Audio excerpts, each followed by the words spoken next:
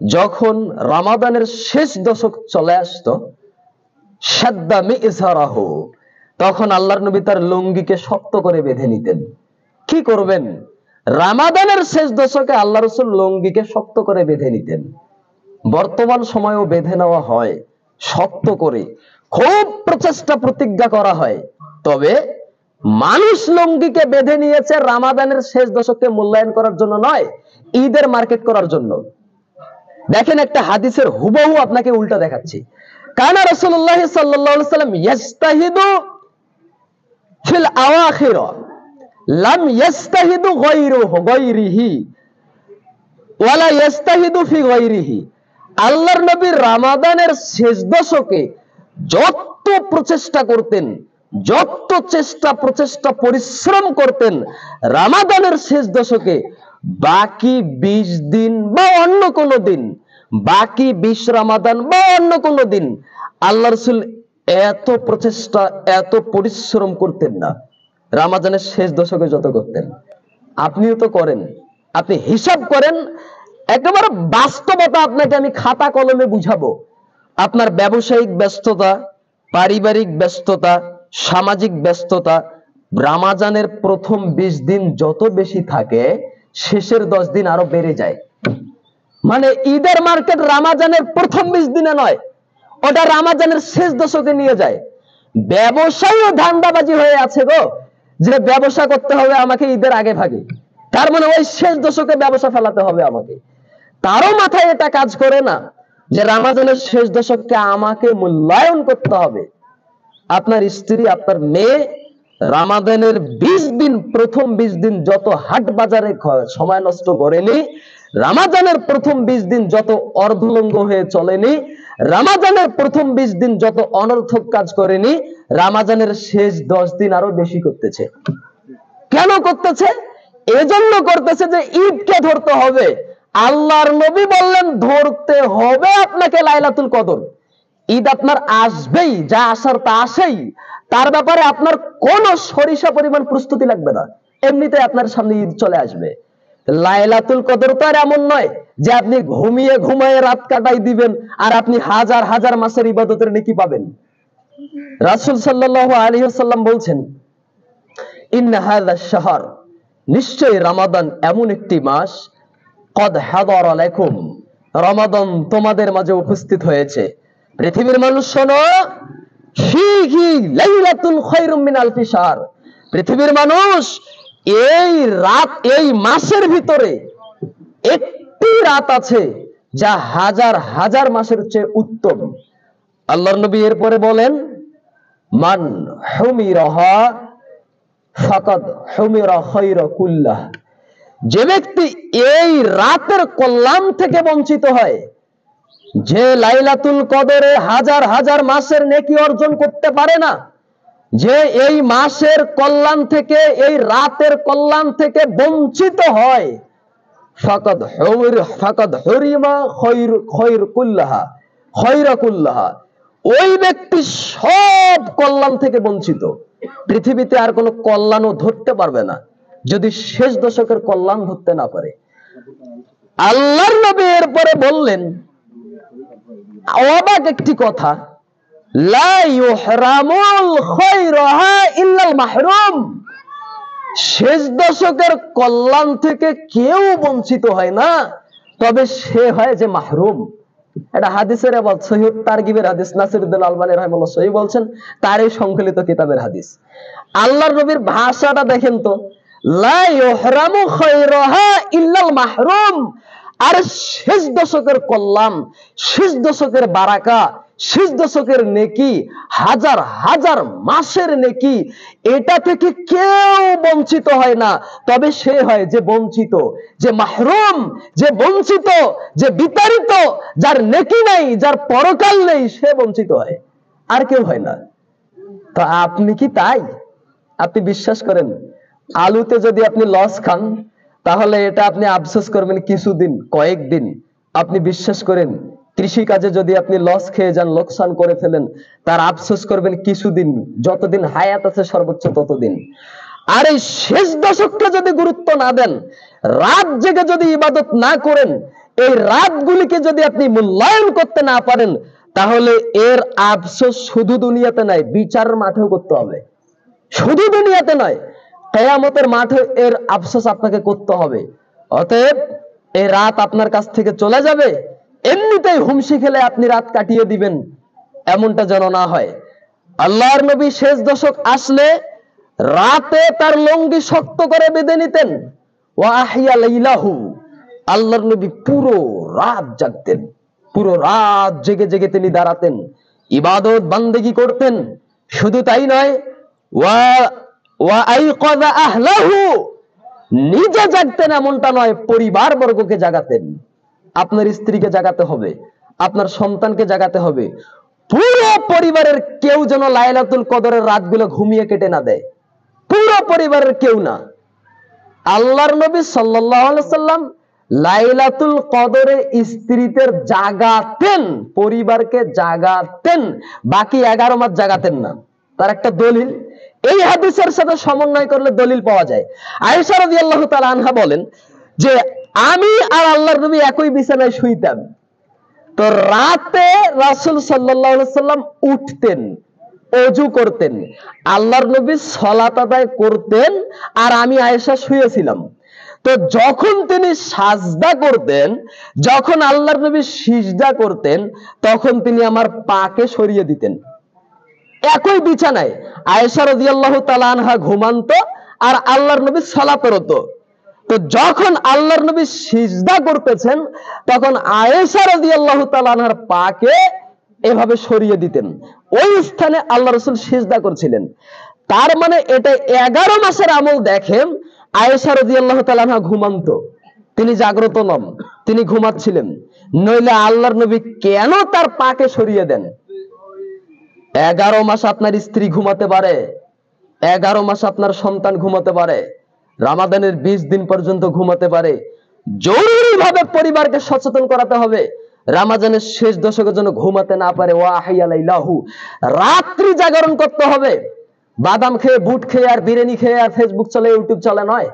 বর্তমান যুব সমাজের কথা তুমি প্রায় বলি যে এদেশের অনেক যুবক রাত্রি যাপন করে, এরা বলে আমরা লাইলাতুল কদর যাপন করলাম, আমরা রাত্রি যাপন করলাম। কিভাবে রাত্রি যাপন করেছে? ও 10টা থেকে 12:30, 1টা, 2টা পর্যন্ত ফেসবুক চালিয়েছে। যখন 2টা পর্যন্ত ফেসবুক চালিয়েছে, 3টার দিকে ইউটিউবে ঢুকেছে। এই 3টার দিকে যখন ইউটিউবে ঢুকেছে, 4টা যখন হয়, তখন 2 রাকাত সালাত আদায় করে বলতেছে আমি লাইলাতুল কদর তালাশ করলাম। এটা হলো বাঙালিদের রাত্রি জাগরণ করা, রাত্রি জাগানো। সম্মানিত উপস্থিতি, আমার আলোচনা গুছিয়ে নিয়ে আসতেছি কিভাবে আপনাকে রাত্রি যাপন করতে হবে। জরুরি ভাবে মনে রাখবেন, আল্লাহ রাসূল বলছেন মান কামা রমাদানা ঈমানান ওয়া ইহতিসাবান গুফিরা লাহু মা তাকদ্দামা মিন যামবিহি। পৃথিবীর কোন মানুষ যদি ঈমান সহকারে রমাদানে দাঁড়িয়ে যায়, রাত্রি জাগরণ করে, সালাত আদায় করে, গুফিরা লাহু মা তাকদ্দামা মিন যামবিহি, অতীতে যত পাপ ছিল আল্লাহ সব পাপ ক্ষমা করে দিবেন। তাহলে লাইলাতুল কদরের রাত্রে আপনাকে দাঁড়াতে হবে। কিভাবে দাঁড়াতে হবে? যেভাবে দাঁড়িয়েছেন মুহাম্মদ সাল্লাল্লাহু আলাইহি সাল্লাম, যেভাবে দাঁড়িয়েছেন আবু বকর, যেভাবে দাঁড়িয়েছেন ওমর রাদিয়াল্লাহু আনহুম, তারা যেভাবে দাঁড়িয়েছে, তারা যেভাবে রাত্রি যাপন করেছে, আপনাকে হুবহু ওইভাবেই রাত্রি যাপন করতে হবে। এমনিতেই আপনি 2 রাকাত সালাত আদায় করে সারা রাত মোবাইল চাপিয়ে আর আপনি বাদাম বুট খেয়ে রাত্রি জাগরণ করলেন, এর নাম রাত্রি জাগরণ নয়।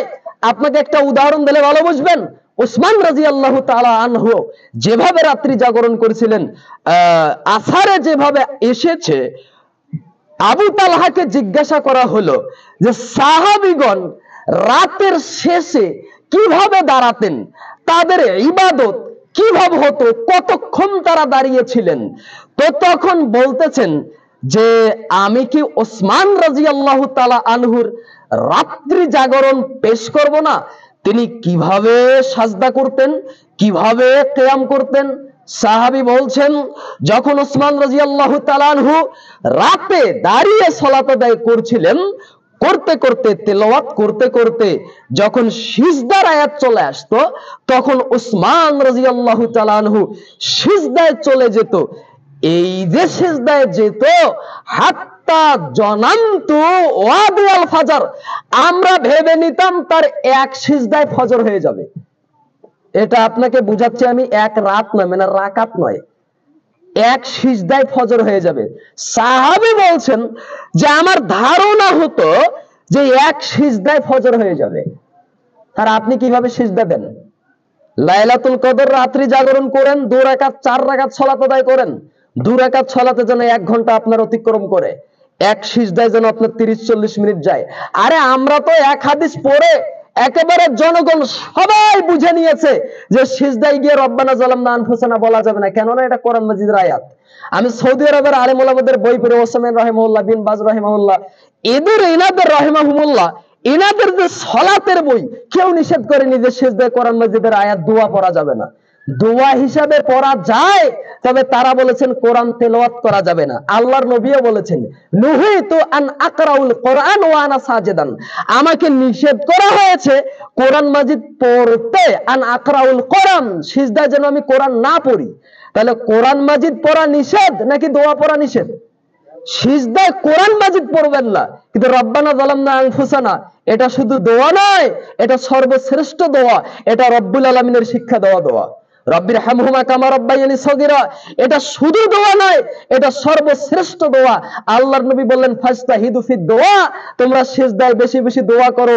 আর সর্বশ্রেষ্ঠ দোয়া আল্লাহর নবী, আল্লাহর শিক্ষা দেওয়া দোয়া সিজদায় আপনি করতে পারবেন না, আমার মনে হয় এটা সালাফদের বুঝ না। সুতরাং ওই যে সিজদায় চলে যাবেন, যত দোয়া আপনার মুখস্থ সব বলেন, যত দোয়া মুখস্থ আছে আপনাকে পরামর্শ দিচ্ছি আমি, যত দোয়া মুখস্থ আছে সব পারেন সাজদায়।